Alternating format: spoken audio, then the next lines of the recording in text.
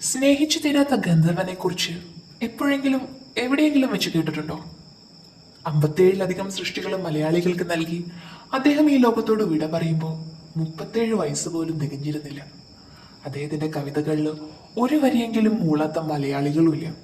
ഇടപ്പള്ളിയും വൈലോപ്പിള്ളിയും ഒക്കെയായിരുന്നു അദ്ദേഹത്തിന്റെ സമകാലികരും സുഹൃത്തുക്കളും. അതിൽ ഇടപ്പള്ളി രാഘവൻ പിള്ളയും അദ്ദേഹവും ഉറ്റ ചങ്ങാതിമാരായിരുന്നു. ഇരുവരുടെയും കവിതകൾ ഇടപ്പള്ളി പ്രസ്ഥാനമെന്നാണ് അറിയപ്പെട്ടിരുന്നത്.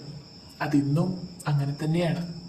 ഇടപ്പള്ളിയുടെ വിയോഗത്തിലുണ്ടായ വേദനയിൽ മനംനൊന്ത് അദ്ദേഹം തകർന്ന മുരളി എന്നൊരു വിലാപകാവ്യം എഴുതുകയുണ്ടായി. അതിലും തൃപ്തനാവാതെ രമണൻ എന്ന മലയാളത്തിലെ ആദ്യ ഗ്രാമീണ വിലാപകാവ്യവും എഴുതി. ഏറ്റവും കൂടുതൽ പതിപ്പുകൾ വിറ്റുപോയ മലയാളത്തിന്റെ എക്കാലത്തെയും മികച്ച കാവ്യമാണ് രമണൻ എന്ന് ഇന്നും നമുക്ക് നിസ്സംശയം പറയാൻ സാധിക്കും.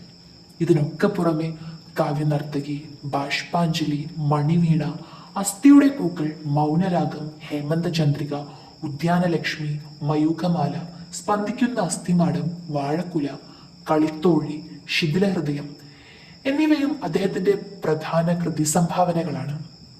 അതെ, മലയാള കവിതയുടെ ഭാവഗായകൻ, കാവ്യലോകത്തിന്റെ ദുഃഖഗായകൻ ചങ്ങമ്പുഴ കൃഷ്ണപിള്ള.